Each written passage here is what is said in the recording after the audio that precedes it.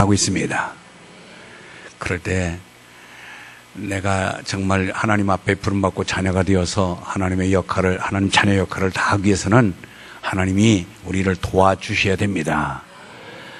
힘들고 어려울 때 남이 조금만 도와줘도 우리가 다시 그 넘어짐에서 벌떡 일어날 수 있는 동기가 되고 활력이 되는데, 하나님께서 우리를 이끌어 주신다면 어떠한 환경 여건 속에서도 우리는 다시 한번 벌떡 일어날 수 있는 힘을 얻게 될 줄 믿습니다. 오늘 2절에 보니까 그 사람은 내게 돌보려니와, 하나님은 돌보실 사람, 내가 돌보아야 될 사람이 있습니다. 그 사람은 내가 돌보려니와. 분명히 하나님이 또릿또릿하게 말씀해 주셨습니다. 내가 돌보아주고 싶은 사람이 있다. 그 사람이 오늘 2절에 보니까 무릇 마음이 가난하고, 두 번째는 심령에 통회하며, 세 번째 내 말을 듣고 떠는 자. 이 세 사람은 하나님께서 분명히 돌보아 주시겠다고 말씀하고 계십니다. 그런데 돌봄의 반대말은 뭐요? 애면이에요. 애면. 아하, 저쪽에서 사람이 오는데 나하고 얼굴이 마주치자마자 얼굴을 생 돌려버리고 어디로 숨어버리고, 이렇게 사람을 피하는 것도 굉장히 기분이 언짢잖아요. 그런데 하나님이 아무리 우리가 불러도 대답지 아니하고, 아무리 소리쳐 울며 불며 하나님께 간구해도 애면해 버린다면 그보다 더 서운한 일이 어디 있겠습니까? 그래서 반대로 말하면 가장 비참한 사람은 하나님이 애면해 버리고 하나님 앞에 버림받은 사람이나, 또 가장 축복받은 사람은 하나님이 돌보시는 사람인 줄 믿습니다. 하나님이 어디를 가든지, 정말로 음침한 사망의 골짜기를 다닐지라도 하나님이 돌보신다면 우리는 거침없이 안전하게 모든 길을 기쁨으로 행할 줄 믿습니다. 그래서 시편 127편 1절 2절에 보니까 여호와께서 성을 지키지 아니하시면 세우는 자의 수고가 헛되며, 여호와께서 성을 지키지 아니하시면 파수꾼에 깨어 있음이 헛되도다. 너희가 일찍이 일어나고 늦게 누우며 수고의 떡을 먹음이 헛되도다. 밤새도록 일하고 잠을 자지 아니하고 노력은 다 했는데도 손에 잡히는 게 없어요. 열심히 일했더니 농사철에서 그냥 태풍 불어가지고 다 과일이 떨어지고 곡식이 망쳐졌다면 얼마나 억울하겠어요. 큰 일에서 수출해서 배에서 선적해서 보냈더니 크레임 당해서 빠꾸 당해 왔어요. 얼마나 억울한 일이에요. 그런데 하나님이 돌보시어서 하는 것마다 형통하고 잘 되면은 우리는 흰바람이 날 줄 믿습니다. 하나님께서 돌봐주시지 않으면 우리는 아무것도 할 수가 없습니다. 그래서 사람이 마음으로 자기 일을 계획할지라도 그 걸음을 인도하시는 이는 여호와 하나님이시다 그랬습니다. 우리가 실컷 일을 하고 계획하고 치밀한 주도 면밀한 여러 가지 계획과 실천 속에서 성과를 기대했지만 하나님이 근본적으로 돕지 않으면 아무것도 아니라는 것이죠. 일을 행하시는 분은 여호와시고 성취하시는 분은 여호와시기 때문에 그렇습니다. 근본적으로 일을 만드시고 성취하시고 우리에게 복된 삶을 인도하시는 분은 주권자 되신 하나님이십니다. 그렇기 때문에 오늘 우리는 하나님의 도움이 절대적으로 필요한 것입니다. 아무리 좋은 환경과 좋은 여건 속에 있더라도 하나님이 돕지 않으면 그것은 큰 기대치에 못 미치게 되고 맙니다. 여러분, 요셉이라고 하는 사람을 보시기 바랍니다. 요셉은 아버지의 무릎팍에서 자색옷 입고 귀염을 독식하면서 형제들의 미움이 대상이 될 정도로 아주 행복한 삶을 살았습니다. 그런데 어느 날 갑자기 노예로 팔려가고 맙니다. 우리가 환경이 극악한 환경 속에 살다가 조금 나쁜 환경이 돼도 잘 이겨나갑니다. 여러분, 우리가 탈북인들 이렇게 가끔가다 방송에 나와서 이야기하는 것을 청취하게 되면은 그 사람들은 옛만큼 힘들고 어려운 걸 어렵다고 얘기하지 않습니다. 저도 전두사 때 중고등부 아이들 데리고 수련을 다녀왔지만 요새 아이들 바퀴벌레만 봐도 기겁을 하고 도망가요. 근데 그 탈북인들 보면 그냥 손으로 잡아서 죽여버려요. 우리가 이렇게 요셉이가 좋은 환경과 아주 참 아버지의 사랑을 독식하고 살다가 갑자기 나쁜 환경이 되니까 도저히 견딜 수가 없지요. 얼마나 힘들겠어요. 그런데 노예로 팔려가서 죽을 지경이 됐는데 하나님의 도움의 손길이 펼쳐지니까 그 많은 노예 중에서 노예를 관리하는 가정총무가 됩니다.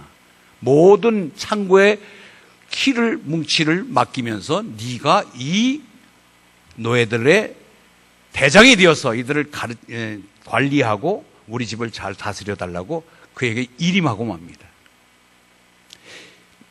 요셉이가 얼굴이 잘생겨서요? 말재주가 좋아서요? 인맥이 좋아서요? 줄을 잘 서서요? 지략이 높아서요? 그게 아니라 하나님이 함께 하심으로 인하여 가정총무가 되고 모함을 받고 감옥에 내려갔는데도 감옥의 옥졸들을 관리하는 감옥총무가 됩니다. 드디어 끝내는 나란 일을 책임지는 국무총리가 되고 맙니다. 이것은 자기 자력이 충분하고 풍성해서가 아니라 하나님이 함께 하셔서 이렇게 좋은 환경 속에 그의 길이 펼쳐지는 것을 창세기 39장 2절에 보니까 이렇게 되어 있습니다. 창세기 39장 2절을 우리 같이 읽습니다. 시작.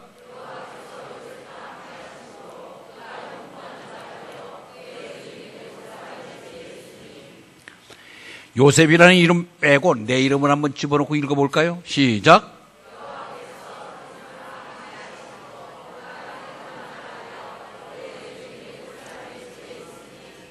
그렇게 되시길 바랍니다. 하나님이 함께하면 안 되는 게 없어요. 안 될 수가 없습니다. 창세기 39장 23절 읽습니다. 23절 시작.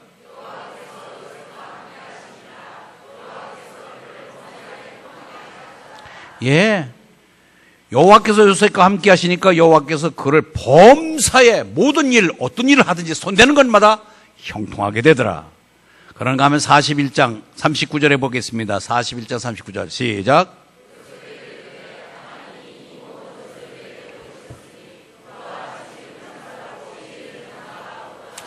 요셉에게 이르되 하나님이 모든 것을 내게 보이셨으니 하나님이 함께 해주셨더니 지략이 뛰어나고 명철함이 넘치는 그러한 아주 참 모든 일을 수월하게 잘 감당해 나가더라는 것이죠.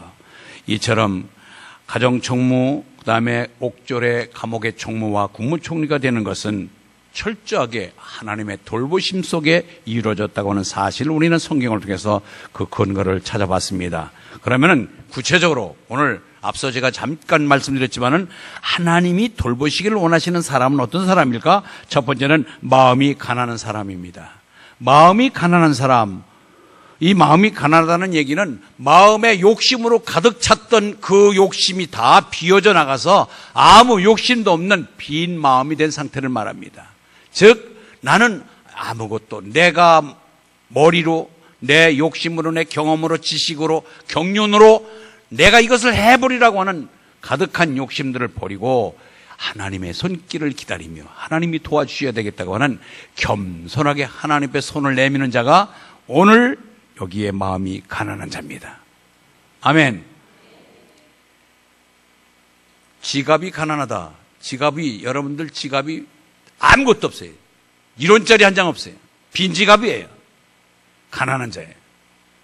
그러면 지금 때가 됐으면 목걸이가 없습니다. 내 스스로 자력의 힘으로 목걸이를 준비할 수 있는 여력이 없습니다. 그럴 때 다른 사람에게 도움을 요청하게 됩니다. 그러듯이 우리의 힘의 한계를 빼고 내 능력과 내 경험과 지식과 돈과 모든 것들을 다 빼내버리면은 우리는 하나님 앞에 손 내밀게 되어 있습니다. 아멘.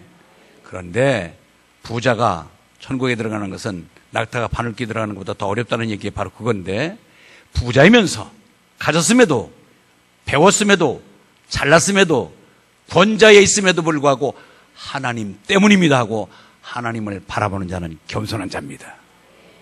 그래서 오늘 마음이 가난하다는 얘기는 나의 모든 이글거리는 유욕의 욕심들을 다 하나씩 다 빼내고 모든 것이 하나님으로부터 부여됨을 우리는 인정하고 하나님께 손 내밀며 하나님을 바라보며 하나님께 구하는 자, 겸손한 자를 하나님은 기뻐하십니다. 겸손한 자. 여러분, 우리는 겸손한 자를 하나님은 은혜 베풀기를 원하시고 겸손에 반대된 교만한 자를 물리치신다고 말씀하셨습니다. 여러분, 그런데 문제는 옆에 분에게 물어보세요. 당신 교만하다고 얘기할 수 있습니까? 시작. 내 자신이 교만하다고 이야기하는 사람을 들어본 적 있습니까? 시작.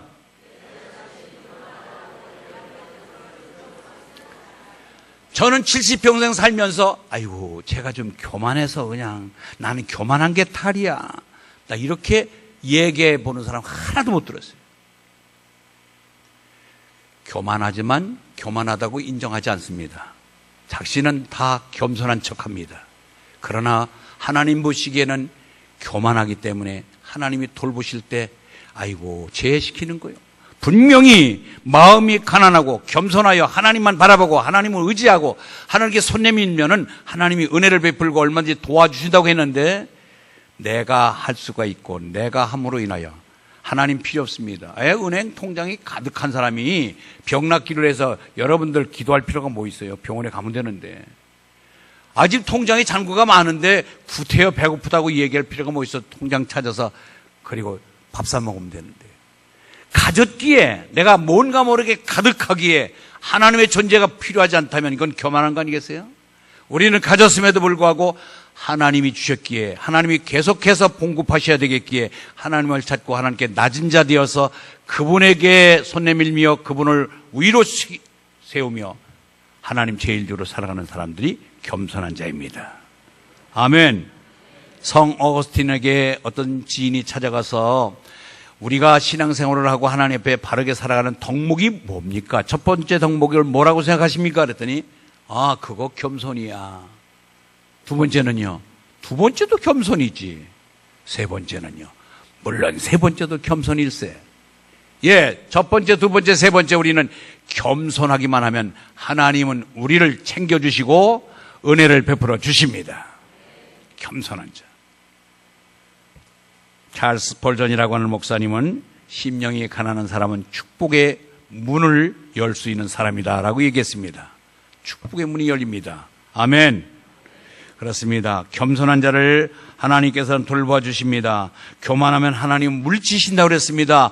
오히려 곁에 두지 않게 하고 멀리 내쫓아버린다는 것이 하나님의 약속인 것입니다. 그래서 우리는 날마다 겸손하여 하나님 앞에 무릎 꿇고 하나님께 구하는 자, 하나님께 기도하는 자 되시길 바랍니다. 사울이라고 하는 사람을 보십시오. 얼마나 겸손했습니까? 부끄럼도 많이 타고 저 같은 작은 지파에서 무슨 왕이 됩니까? 그런 왕이 되고 맙니다.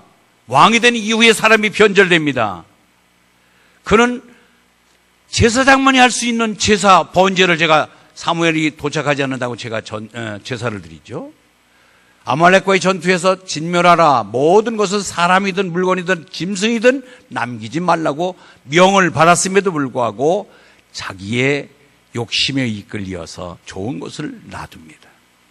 이야, 그 백마를 보니까 이야, 궁뎅이가 넓적하고 달리기를 잘할 것 같으니까 저기에 타고 내가 초원을 달리면 얼마나 기분이 좋을까 생각하니까 말씀은 까마득하게 없어지고 눈의 시각의 욕심에 의해서 자기의 필요를 채우고 하나님의 명령을 거역합니다. 자기가 먼저 공적을 세우고 남이 알아주고 박수 쳐주지 않으니까 자기가 자기를 위한 기념비, 공적비를 세웁니다. 하나님 앞에 무릎 꿇고 기도하고 하나님을 찾아야 될 사울 임금이 신접한 여인을 찾아가서 묻습니다. 블레셋이라고 하는 대군과 싸워서 이길 가망이 없는 절대 패배의 위기 앞에서 다윗이라고 하는 어린 소년이 나와서 골리앗을 쓰러뜨리고 구국공신으로서 나라를 건진 귀한 존재입니다. 자기 사위로 삼았습니다. 그럼에도 불구하고 이것이 나의 정적이라고 생각하니까 남겨둘 수가 없습니다. 그래서 끝까지 그를 추격하고 죽이려고 이글거리는 분노의 마음을 갖고 살다가 결국은 자기 스스로가 자기라고 맙니다. 이처럼 교만한 자는 하나님이 끝내는 물리치시는 것입니다. 사무엘상 15장에 보면 하나님께서 후회했다는 단어가 딱 한 번 나오는데 사울을 왕 세운 것을 후회했고 결국은 사울을 버리게 됐다고 얘기합니다. 하나님으로부터 돌봄을 받아야지 하나님으로부터 버림받는 것은 가장 비참한 인생입니다. 우리 모두 겸손하여 하나님께서 주셨습니다. 하나님으로부터 모든 것이 파생됐습니다. 하나님이 여기까지 나를 인도해 주셨습니다. 하나님께만 공을 돌리고 하나님만 바라보고 하나님께 절대적인 약자가 되고 작은 자 되어서 겸손한 모습을 취할 때 하나님은 끝까지 내 손을 잡아주시고 나를 이끌어 주실 줄 믿습니다. 우리는 겸손한 자를 하나님은 부르시고 택하신다고 그랬습니다. 교만한 자를 물리치시고 겸손한 자에게 은혜를 베푸신다. 야고보서 4장 6절. 그리고 하나님께서 거만한 자를 비웃으시지만 겸손한 자에게는 은혜를 베푸시는 줄 압니다. 여러분, 거만한 자를 하나님은 비웃으신대요. 조금만 지가 모각에 힘주고 잘난 척하면은 에이구 불쌍한 놈 하고 비웃어버린다는 거지요. 여러분, 하나님으로부터 칭찬받고 합한 자가 되어야지 하나님께 거절당하고 비웃음을 당하고 조석거리가 되면 그건 애면 속에 버림받는 존재가 되고 말 것입니다. 우리는 끝까지 심령의 가난한 마음이 가난하여 욕심을 내버리고 하나님이 채우셔야 됩니다. 하나님이 도와주셔야 됩니다 하고 하나님께 겸손하게 낮아진 모습을 취하면 하나님은 여러분들을 늘상 일으켜 세우고 돌봐주실 줄 믿습니다. 두 번째, 심령에 통해하는 사람을 하나님이 돌보신다고 말씀하십니다. 심령을 통해하는 사람, 즉 회개하는 사람을 말합니다. 회개하는 사람. 우리가 이 땅에 살면서 다 잘할 수가 없습니다. 잘하려고 하다가도 하나님 보시기에는 역겨운 행동을 할 때가 많습니다. 잘못했을 때 이것을 누적시키지 말고 그때그때마다 예수의 이름으로 용서를 구하며 회개할 때 하나님은 어떤 죄라도 억만 가지 죄라도 용서하심을 믿으시기 바랍니다. 그래서 하나님께서는 눈과 같이 희게 양털같이 희도록 우리 애를 깨끗하게 씻어주신다고 말씀하십니다. 만일 우리가 우리 죄를 자백하면 저는 미쁘시고 의로우사 우리 죄를 사하시며 모든 불의에서 우리를 깨끗하게 하실 것이라고 말씀하십니다. 이것이 하나님의 약속입니다. 그래서 우리는 회개의 지정의 3요소를 필요로 합니다. 먼저 내가 지은 죄를 인정하시고 알아야 됩니다. 아, 이거 내가 잘못 가고 있구나. 이거 내가 잘못하고 있구나. 여러분, 합리화시키려고 그러지 말고 정당화시키려고 그러지 말고 변명하려고 그러지 말고 인정하시고 잘못했구나. 이건 하나님 앞에 욕먹을 짓이고 하나님께 야단맞을 짓을 했구나. 먼저 내가 지은 죄를 인정하고 알고 깨닫기를 바랍니다. 이것이 회개의 첫걸음입니다. 두 번째, 내가 그 죄에 머물러 있음을 슬퍼하고 아파해야 됩니다. 아니, 내가 아직도 여기에 머물러 있나? 아직도 내가 이 고비 하나 넘기지 못하나? 여러분, 죄를 즐기는 게 아니라 죄를 슬퍼하며 아직도 거기에 굴레에서 벗어나지 못한 내 자신의 몰골을 하나님 앞에 슬퍼하며 아파하며 회개해야 될 줄 믿습니다. 그래야 여러분 회개가 나오지요. 아하, 재미있다. 이 정도는 누구나 한다. 아니에요. 우리는 나의 죄에 대해서 슬퍼해야 돼요. 아파야 돼요. 그리고 마지막에는 무슨 일이 있더라도 과감하게 돌이켜서 다시는 그 길을 걸어가지 않을 정도로 우리의 모습이 변화되고 달라져야 될 줄 믿습니다. 아멘. 지정의, 먼저 죄를 알고 잘못을 깨닫고 그 다음에 잘못을 슬퍼하며 그리고 그 방향을 돌이켜서 다시는 개가 토한 것을 먹지 않도록 우리는 그 방향을 선회해야 될 줄 믿습니다. 이것이 있지 아니하고는 하나님 앞에 돌봄을 받지 못합니다. 야, 내가 뭔가 복덩어리를 주려고 하나님이 이렇게 들고 계신데 아직도 죄 지는 것을 즐겨하면서 돌이키지 않을 때 하나님은 그 축복의 손길을 거두시고 마는 겁니다. 사랑하는 성도 여러분, 하나님의 돌보심을 받는 통회하고 자복해서 하나님 앞에 깨끗한 관계를 유지하시기를 바랍니다. 그럴 때면 하나님은 언제든지 우리를 용서하시고 거기에 상응한 복을 주실 줄 믿습니다. 짐당한 탕자 이야기를 통해서 우리가 확인할 수가 있습니다. 그는 호랑망탕하고 분깃을 다 쓰고 말합니다. 이제는 돼지가 먹는 그 사료를 먹으면서 어느 날 돌이킵니다. 아하, 내가 아버지 말을 들을 걸. 아버지 말을 듣고 조금만 기다릴 걸. 그러나 어쩔 수 없이 이는 일은 벌리고 말하는데 내가 이 염치를 가지고 내 이런 처지를 가지고 어떻게 집에 갈 수 있나? 알아, 못 가지 하고 주저앉아서 아버지 집을 외면했다면 그는 영원히 회복할 수 있는 기회를 잃었을 것입니다. 그는 다시 한번 깨닫게 되고 자기 자신을 슬퍼하면서 용기 내어 집으로 뚜벅뚜벅 발을 옮길 때 아버지는 쌀인문에서 기다렸다가 자기보다 더 먼데 떨어져 있는 상거가 돼 있음에도 불구하고 아버지가 자기를 먼저 알아보고 달려와 목을 껴안고 송아지를 잡아서 잔치하면서 그를 작은 아들 자리에 회복시켜 주신 사건을 우리는 성경을 통해서 알고 있습니다. 성도 여러분, 우리는 잘못할 수 있습니다. 죄를 인정하시기 바라고요. 슬퍼하시고 방향을 돌이켜서 그 길로 가지 말고 다시 한번 옛 옳은 길로 우리는 돌이켜서 그 길을 의지를 갖고 결단할 수 있는 용기를 갖기를 바랍니다. 하나님은 분명히 우리에게 좋은 길을 인도하신다고 약속하고 계십니다. 여러분 생각해 보세요. 자녀들이 잘못했습니다, 용서해 주세요 하고 애걸복걸하고 우는데 우리가 거기에 뭐라고 더 이상 매질을 할 수가 있어요. 하나님도요, 눈물 앞에는 약합니다. 우는 자를 하나님은 귀하게 보십니다. 청교도들은요, 눈물이 풍성했습니다. 여러분 마찬가지예요. 내가 가장 영적으로 활력 있게 살았던 때는 내 눈가에 눈물이 있을 때입니다. 여러분 눈가에 눈물이 마른 적이 언제였나요? 언제 눈물 흘려봤습니까? 기도하다가 말씀을 읽다가 찬양을 하다가 하나님의 은혜가 고마워서 내 자신의 처지가 비관스러워서 한번 후회스러움을 갖고 눈물을 흘려본 적이 언제입니까? 우리의 눈가에서 눈물이 말랐다고 하는 것은 그만큼 내가 강팍해진 증거요, 회개가 누적되어서 내 심령이 많이 딱딱해졌다는 증거입니다. 우리 스스로가 부드러운 심령을 갖고 그래서 회개함으로 인하여 하나님과 바른 관계를 맺고 하나님이 예비하신 복을 누리시기를 주의 이름으로 축원합니다.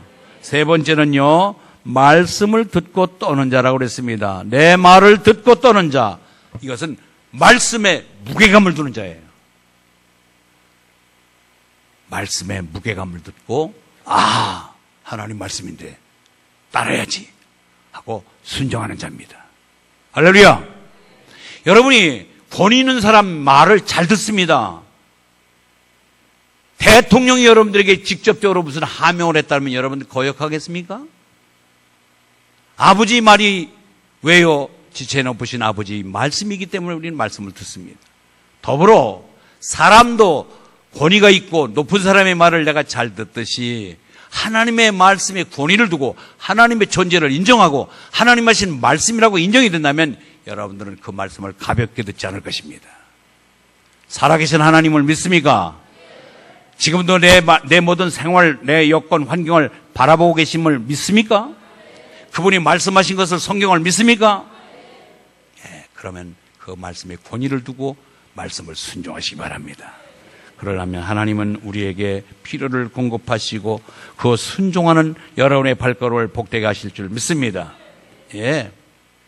우리는 이것이 얼마나 값진 것인가를 날마다 알아야 돼요. 순종이 얼마나 값진 것인가를. 여러분 순종은요, 보상이 있습니다. 순종에는 대가가 지불됩니다. 아멘. 여러분 부모로부터 뭐 해라 심부름하도 심부름 대가를 지불받는데 하나님이 명령해 놓고 하나님 말씀대로 살아는 우리를 하나님이 그렇게 부려먹기만 하시는 분은 아니십니다. 중국에 순임금이 있었습니다. 순임금이 어느 날 많은 부하들을 불러놓고 명령을 내립니다. 야, 저 앞에 있는 우물이 있지 않느냐? 예. 너 저 우물을 좀 퍼서 저 속풀이에다 담기를 바란다. 여러분 우물을 퍼서 속풀이에다 담으라면 그게 말이 됩니까? 말 자체가 안 되는 거잖아요. 머리 좋은 사람이 생각해 봅니다. 그렇지. 속풀이에 담아놓으면 물은 다 새서 없어져 버릴 테니까 뭐 그냥 너 물 펐냐 하면 펐다고 얘기하지 뭐. 뭐 증거가 있나? 물이 다 없어졌는데 물 흘러서 도망갔다고 얘기하면 될 것이지 뭐로 굳이 내가 땀 흘리면서 일할 필요가 뭐 있어 하고 젠 머리를 가지고 아주 살짝 모면해 버리는 사람이 있고, 이러저런 이유로 인하여 그거 뭐 쓸데없는 일을 하나만 하지 뭐. 그런데 우직한 한 신하는 그 그래, 말도 안 되는 얘기지만 임금이기 때문에, 임금님의 말씀이기 때문에 따르자. 그래서 밤새도록 물을 퍼댑니다. 그런데 어느 순간에 바닥이 드러나면서 두레박이에 땡그랑하고 뭐가 걸립니다. 그것을 어렵사리 끄집어서 올렸더니 아이고, 누런 황금 덩어리였습니다. 임금이 알고 시킨 거지요. 되지도 않는 것, 소쿠리에 물 담으라면 누구나 다 거절할 것이고 이행하지 않을 것을 알고 누가 과연 충직한 일꾼인가를 시험하기 위하여 그 일을 시켰습니다. 바보스럽게 주변 사람들이 융통성도 없다고 모두가 손가락질하는 그 신하는 다만 임금이기 때문에, 임금님이라는 존재의 위상을 높여서 그분 때문에 말씀의 권위를 두고 순종했더니 결국은 금덩어리가 돌아오게 된 것입니다. 순종을 누가 하는가, 누가 정말로 말도 안 되는 말에 순종을 끄게 하는가를 그 임금은 찾았던 것입니다. 사랑하는 성도 여러분, 우리는 하나님의 우리를 시험하는 갖가지 많은 증거들을 보여줄 텐데 때로는 내 머리로 생각할 때 이거는 불가능해, 이거는 안 되는 얘기야, 이것은 헛된 일이야, 이렇게 살다가 이 시대에 살아갈 수가 없어 하고 우리가 그것을 판단하지 말고 하나님의 권위를 따라서 그분의 말씀이기 때문에 순종하시길 주의 이름으로 축원합니다. 대가는 돌아옵니다. 그런데 순종하려면 내가 지불하는 게 있어야 돼요. 내가 지불하는 게 있어야 돼요. 첫 번째는 내가 모든 욕심을 다 빼버려야 돼요. 여러분 생각해 보세요. 우리가 잘 알다시피 이 사울이라고 하는 사람은 아말렉과의 전투에서 분명히 얻어질 노획물이 있을 것을 빤히 아는 거예요. 왕을 잡아오면 얼마나 그게 공과 과적이 얼마나 높아지겠습니까? 그리고 좋은 양떼와 소떼를 잡아서 하나님께 제물로 바친다면 얼마나 좋은 제사거리가 될 것인가. 자기 나름대로 판단한 거예요.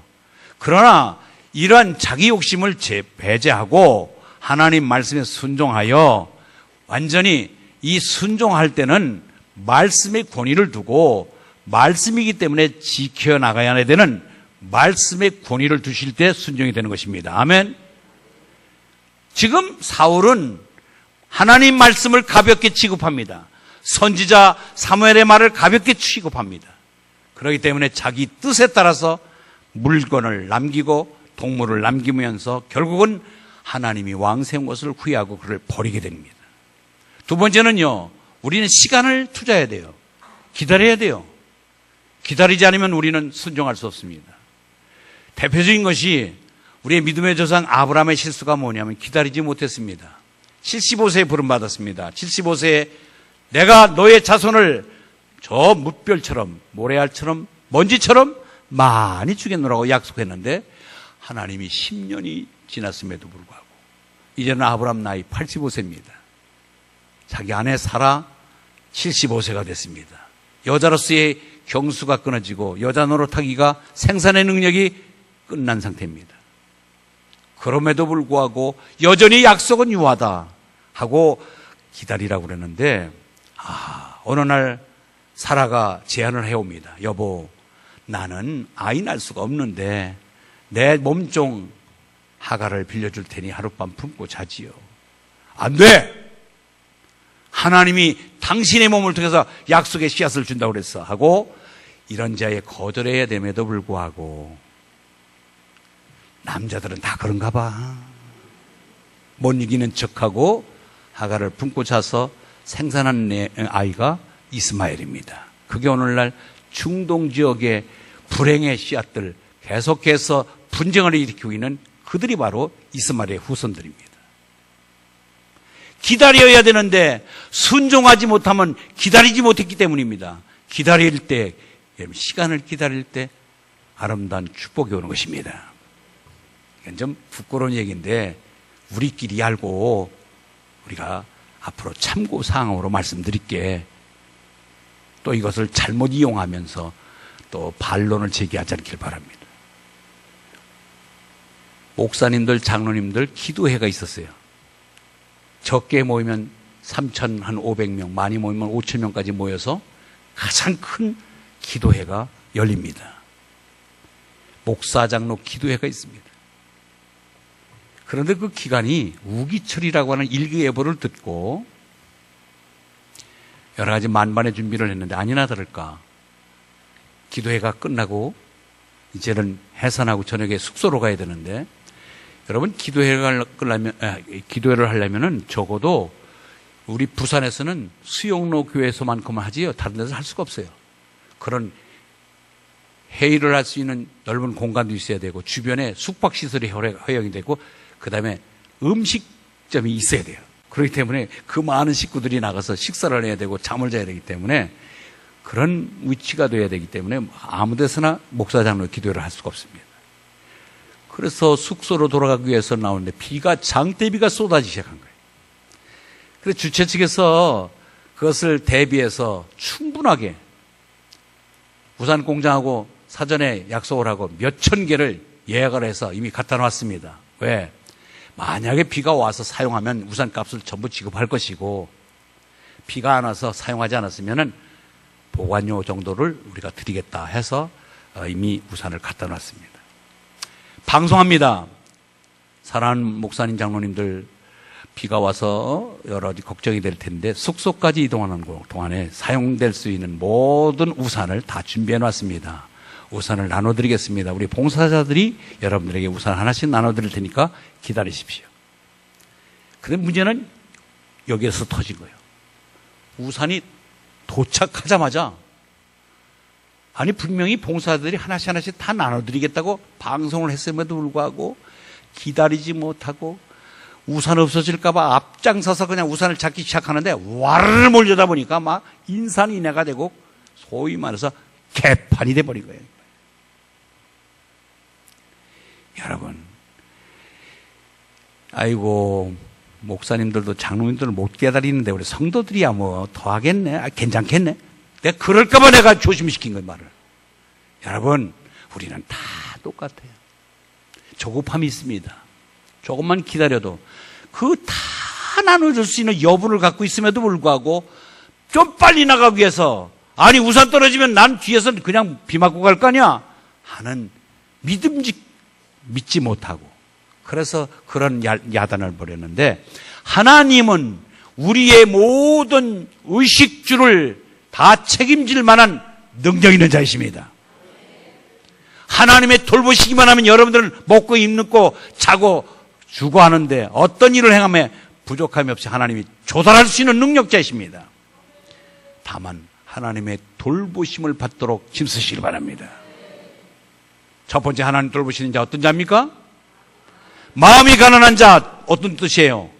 겸손한 자입니다. 두 번째 심령이 동의하는 자 누구예요? 회개하는 자입니다. 세 번째 하나님 말씀을 떠는 자 누굽니까? 순종하는 자입니다. 할렐루야. 머리로 알고 있지 말고 가슴으로 내려와서 이 가슴에서 저 손발로 내려가실 바랍니다.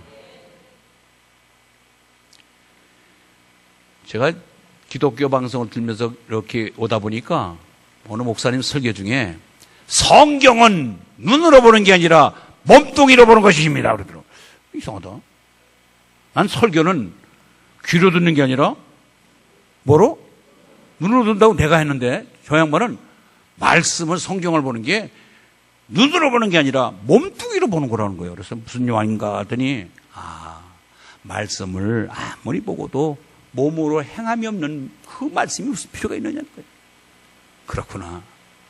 우리가 말씀을 몸으로 실천할 때 하나님의 영광이 나타날 줄 믿습니다. 그런데 하나님은 우리의 도움의 손길을 내시겠지요. 이제 하나님, 다시 한번 하나님의 놀라운 축복을 받기 위해서 우리는 마음이 가난해야 되고요. 늘 누적되지 말고 통에 자복해서 회개하는 마음을 가져 깨끗한 우리의 영성을 유지하고 하나님의 말씀에 권위 누르고 순종하실 바랍니다.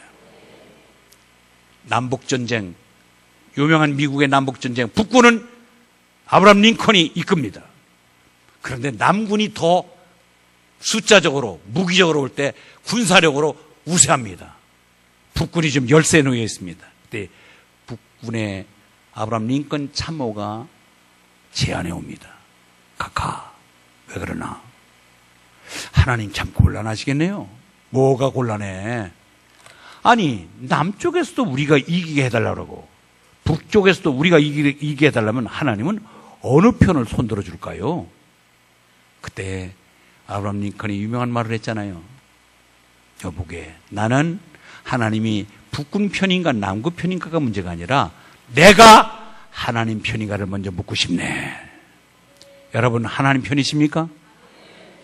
하나님이 내 편일까? 하나님이 날 들어주실까? 하나님이 나에게 손들어 주실까를 생각하기 전에 먼저 내가 하나님 편이 되시길 바랍니다. 마음이 가난해지십시오. 회개하십시오. 순종하시면 하나님은 돌보십니다. 하나님의 넉넉한 손길로 돌보심을 받아서 하나님 앞에 정말 잘하다 칭찬받고 하나님 영광 돌리는 귀한 자녀 되기를 주의 이름으로 축원합니다. 하나님 아버지 감사합니다.